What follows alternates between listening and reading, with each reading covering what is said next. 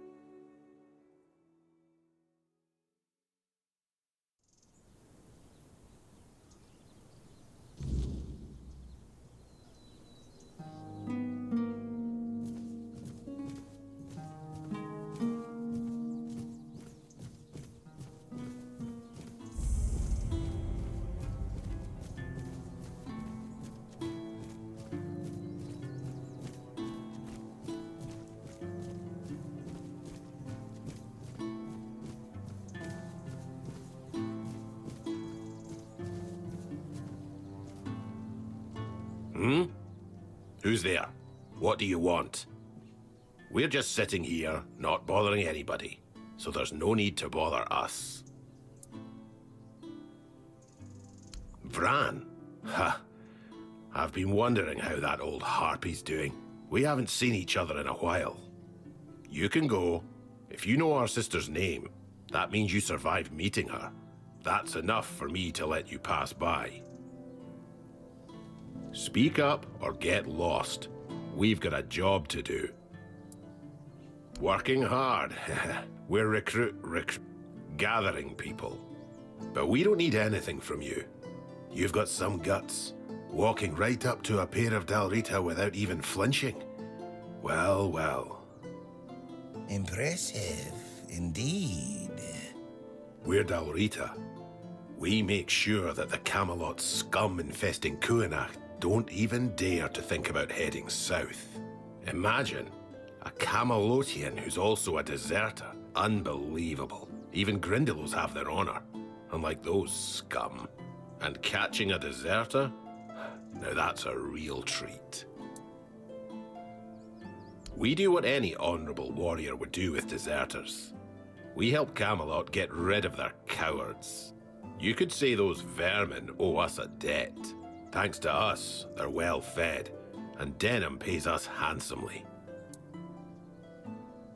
A Camelot legate. He commands the rabble you see swarming in Cuanacht. He's decent enough, and he pays a good price for deserters' scalps. Aye, there are. We've been here for 2 years now, and they're multiplying like vermin. It all seemed innocent at first. They were just supposed to help the local lord mine resources. Ha, sure. And those nitwicks from Cuanacht fell for it like naive children. So when the troops arrived, they were caught completely off guard. The Red Priests came along with the troops, and then, out of nowhere, the Red Death resurfaced. Even now, as the Camelotians aim to take the Menhir, the village is torn. Some want to go to Camelot, others want to stay. It's a complete mess in there, my fair help me. She won't. The goddess doesn't like people like us.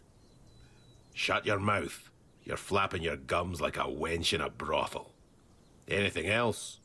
Or will you be on your way? Good hunting.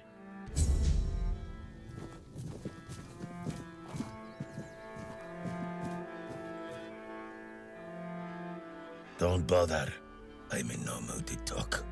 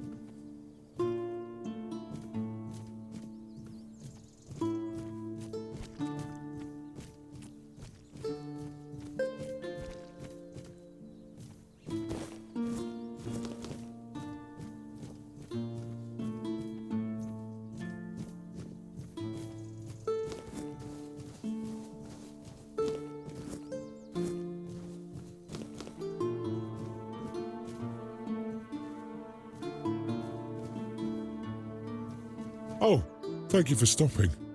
People usually run away when they hear me speaking to them, so that's definitely a nice, though unexpected, change. You must be really brave or really stupid. Which one is it?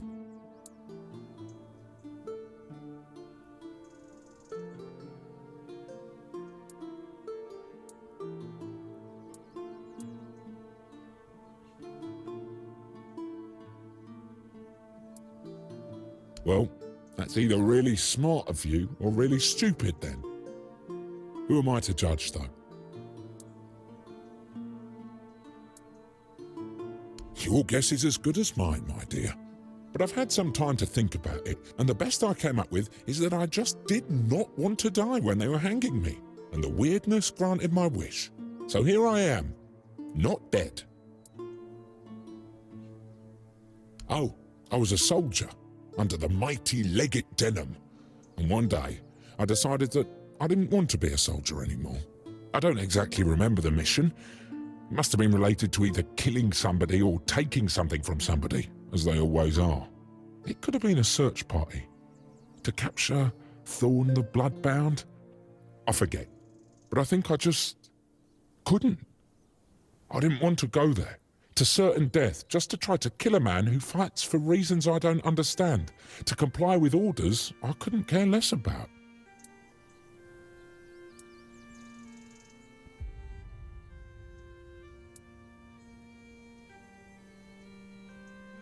Oh, I most certainly did.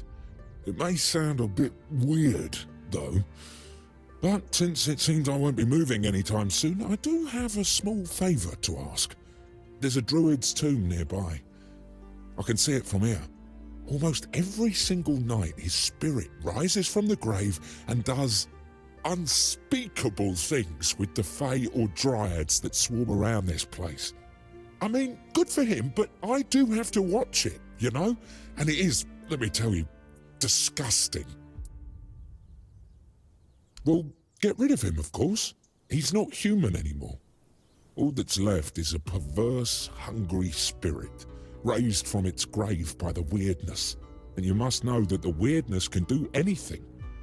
I wouldn't want to find out what it will transform this hungry spirit into when enough time passes. Honestly, I'd fear for my life, if I were still alive.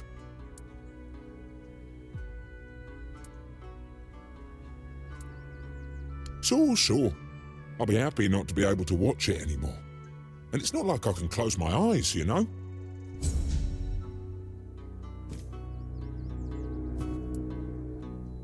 Thank you for stopping by.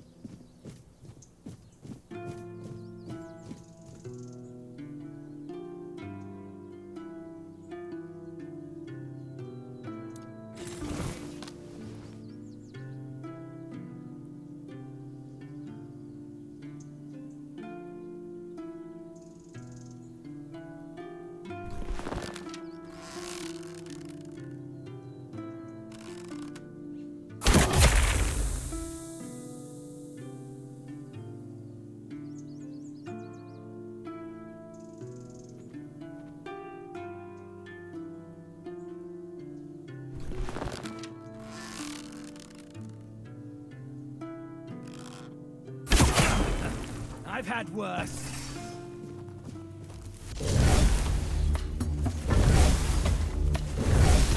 I see fear in your eyes.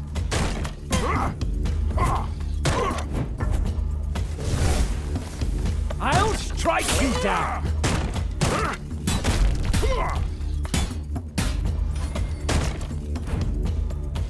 I'll get you back tenfold!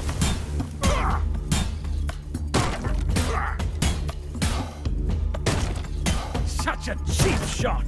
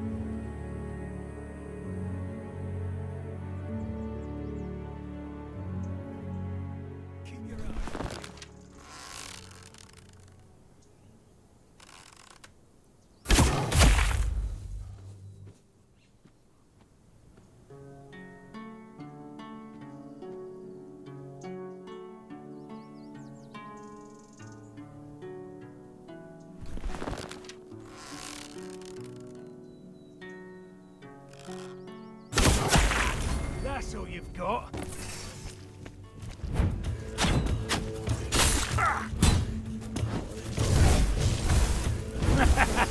This is my lucky day.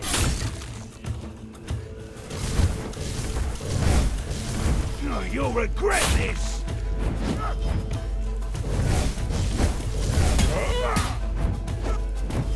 You're no match for our band.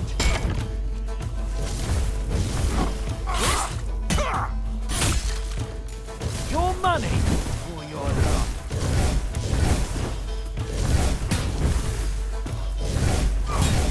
You made a big mistake.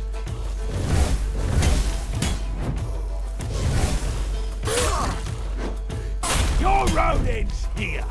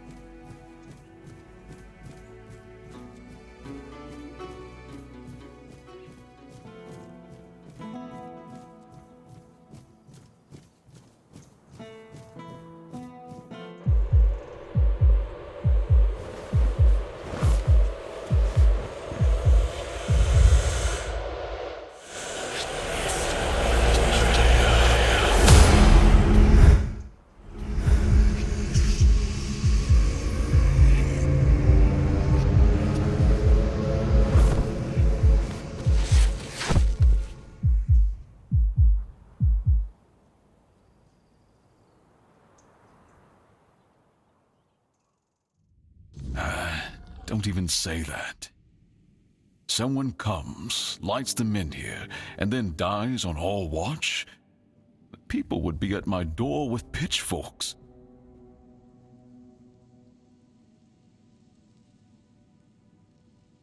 He's waking up. Welcome back to the land of the living, our hero. Help him up, Anselm.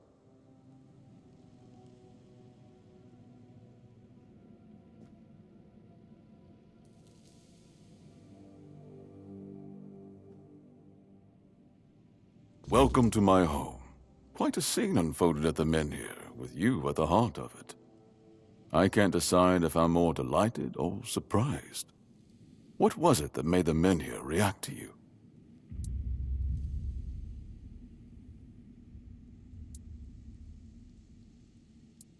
I see. You have a habit of not taking things seriously, don't you? But this is no trivial matter, so I demand respect.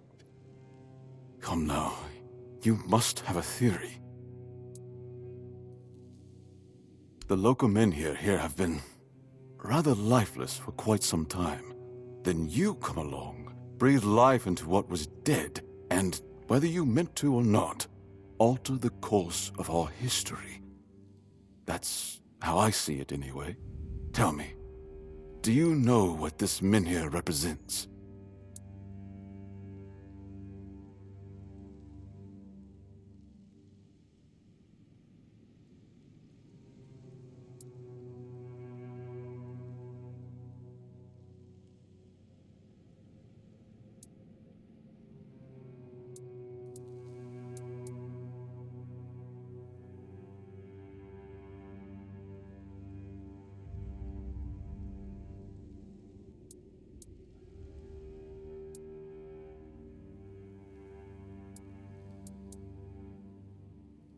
Is that so?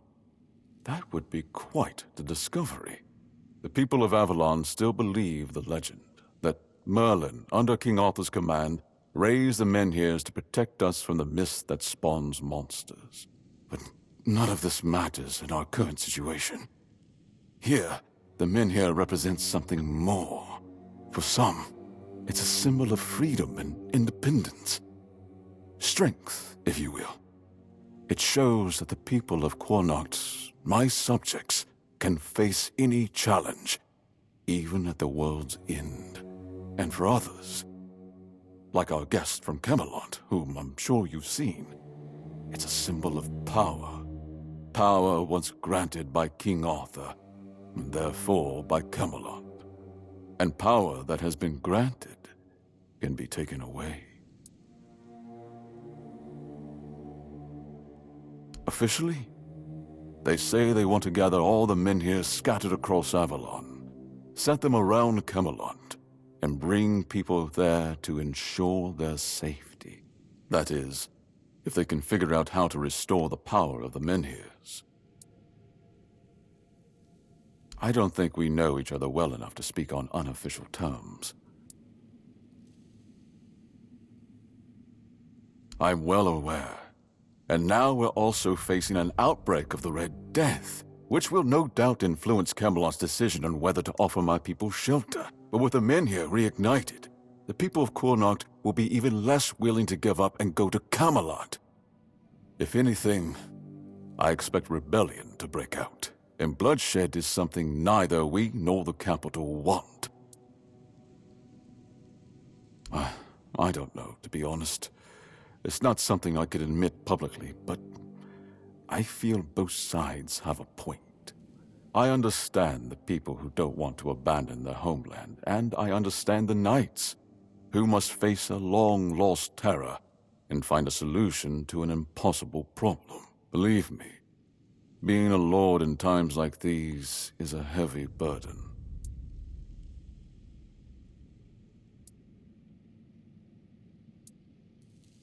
I want you to speak with Dinho and try to calm him down. He's the commander of Camelot's forces stationed in Cuanacht, and as you probably imagine, your presence here didn't exactly make his job easier. With the menhir active again, everything could change. Palamity shield, you say? An unusual request. That shield rests beneath the menhir. And legend has it that it used to fuel its power for centuries. I don't mind if you look at it, touch it, whatever you need. Just don't take it. It's a treasured relic, and the people of Cuanacht are quite attached to it. And you're probably just as attached to your head, which you'll lose if we catch you trying to steal the shield. If you need anything, speak to Anselm. He's the one who decides what's worth my time.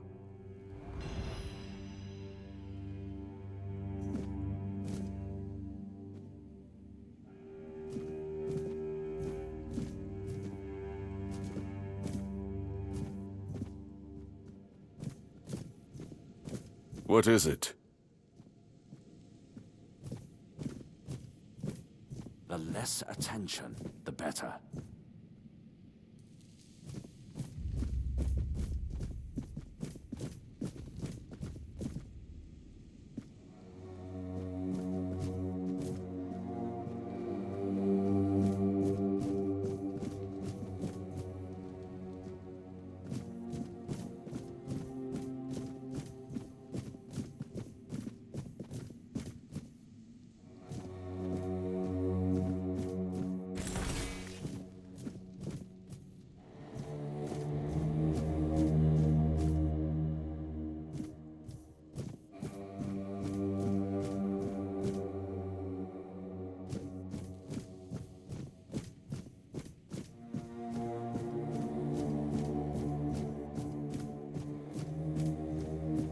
Stay quiet. Stay safe.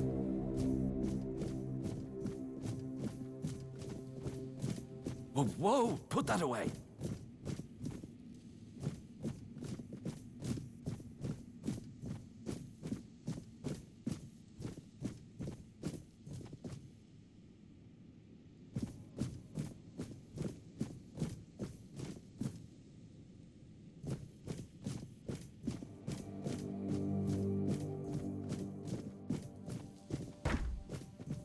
Just keep your head down. You startled me.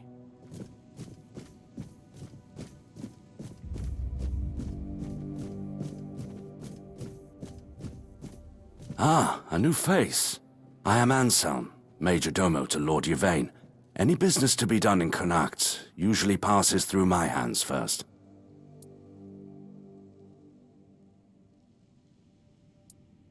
From managing the court's affairs to ensuring Cuanacht doesn't collapse under its own weight, it's my duty to keep things running smoothly. Not an easy task, given the times. And you? What brings you here? Wandering so close to the heart of Cuanacht's business. You don't strike me as the idle type. Life at court is a delicate dance. It's calm on the surface, but underneath, there's always tension. Managing affairs, settling disputes, keeping the wheels turning. It's not for the faint of heart. Lord Yvain means well, but he makes decisions slowly, too slowly sometimes. Not that I complain. It's a role I've accepted, and one I'll carry out for as long as I'm needed. It's a quiet kind of chaos, but one we must master, for the sake of Cuanacht and those who call it home.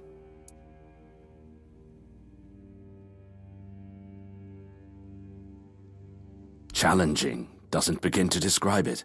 The court is the heart of Cuanacht, and if it falters, the rest follows. That's a heavy weight to bear.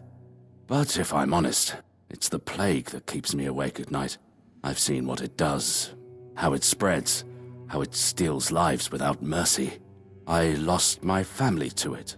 The only reason I'm still here is because I was locked away at court while they were quarantined. Since then, protecting this place, keeping it safe, has been more than a duty. It's been everything. Be well. The court has need for capable hands like yours.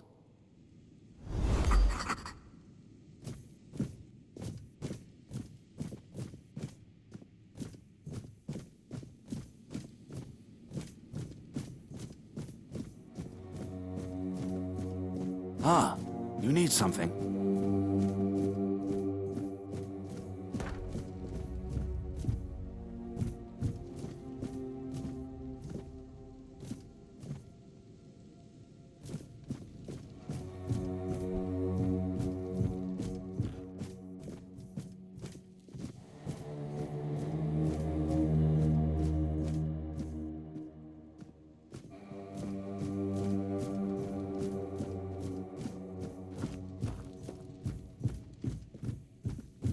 Stay quiet, stay safe.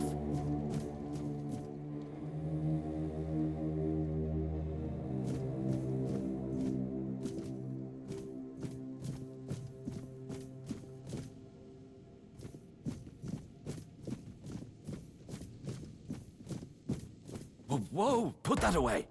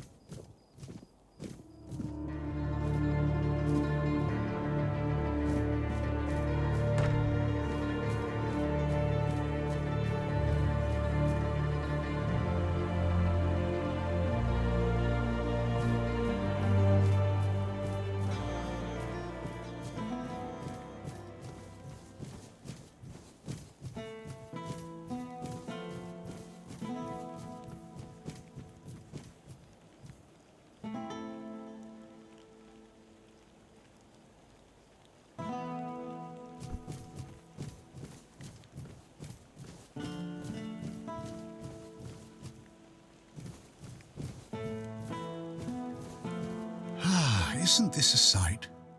Gardens, the open sky, and a bit of quiet. Makes you think the world's not so bad after all. Neither did I, to tell the truth. One moment I'm by the sea listening to the waves. Next, poof, I'm here. Like the wind picked me up and set me down where it pleased. Aye, it's been happening for as long as I can remember. Thought it was some druid's prank when it started. One of their spells gone awry. I even asked a crow once if it had anything to do with it. Got no answer, of course. But if this is the way of things, who am I to complain? I get to see the stars from all sorts of places. And the best part? I never have to worry about where to go next.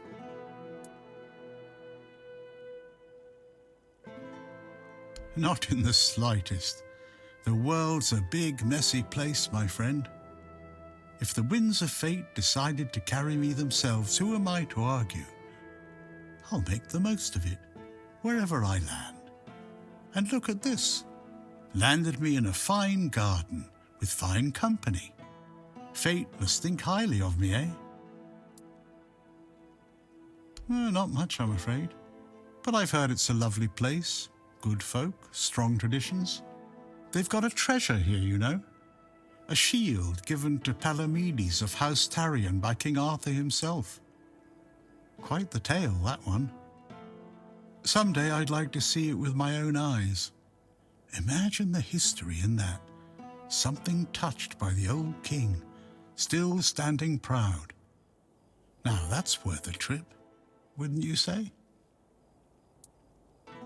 Safe travels, child. May fate be on your side.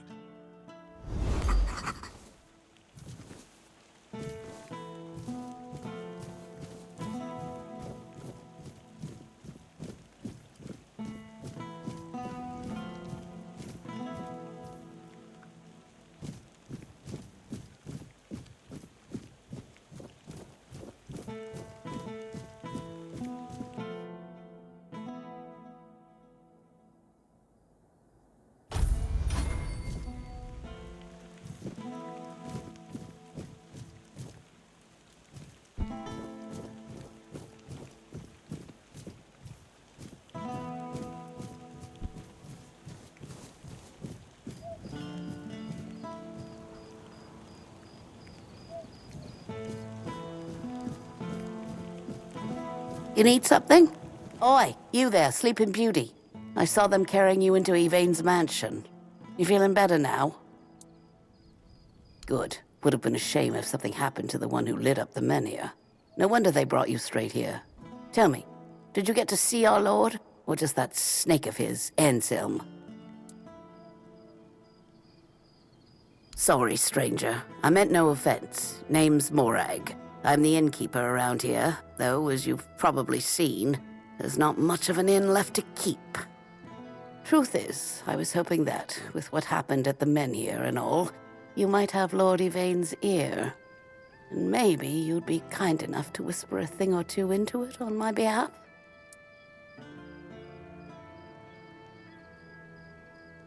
Because he doesn't bother listening to us common folk, even when our livelihoods are at stake. If we're lucky, we get to air our grievances to Anselm, but wait for the Lord's decision is always his answer. How long can we wait? We're not some lazy nobles. We don't just get to put our lives on hold. We've got to eat, damn it. And unlike him, we have to work for our meals. Camelot shut down my inn. Said it was because of the Red Death, but the Red Priests have been here for ages, and they never had a problem with my place.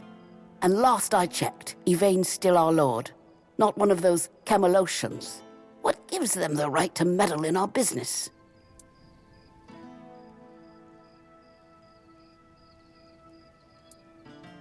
I thank you, stranger. All I want is a straight answer. The least he could do is make Camelot pay me some kind of compensation. Damn bastards come in here acting like they own all of Cuanacht. I'll wait here for you.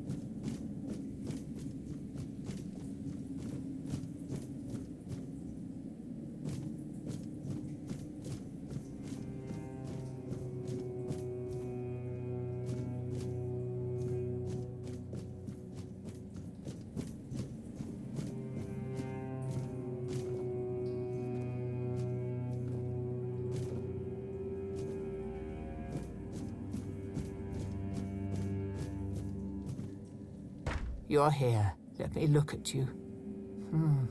You seem to have recovered after whatever happened at the Menhir. The All-Mother herself must be watching over you.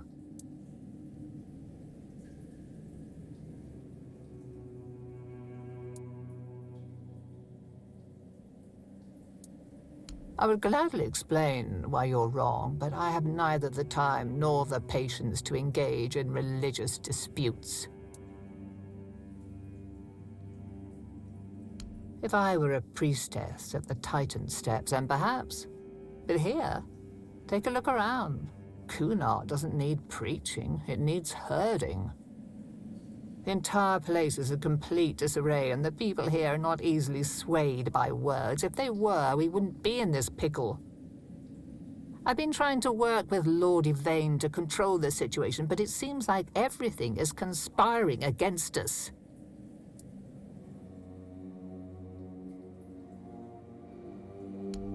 First came the Red Priest, braying about the Red Death and accusing people of hiding the diseased. They sow panic and mistrust as if we didn't already have both in abundance. And then you showed up and made a spectacle of yourself at the Menhir. We were hoping to make the relocation as peaceful as possible, but it seems we're fighting a losing battle. Whatever the All-Mother wanted you to see is between you and her. I can only accept and work with the outcome. Besides, I'm more concerned with the impact your little spectacle had on the sentiments in the village. You've given people hope. Only time will tell if that was misguided or what the consequences will be if it proves true.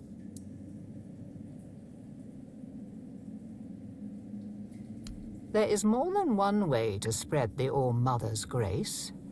Why shouldn't a priestess take part in leading the people she serves? Lord Yvain is in a precarious situation. He needs all the support he can get, and supporting him in this endeavor only benefits the residents of Cuanacht. Besides, my apprentice Ailey is very talented and can handle all the matters that require a more hands-on approach perfectly well. Here lies Lady Maeve, wife of Lord Yvain Tarion, my dearest friend. The one I couldn't help. You're wondering why I'm here, aren't you? I'm wondering the same. I thought I'd find solace, or perhaps even grief, but all I feel is numbness.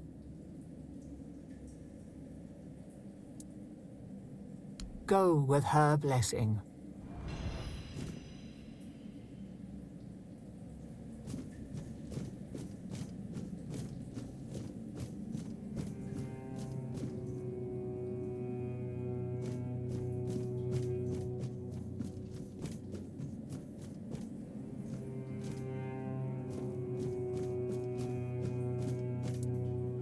All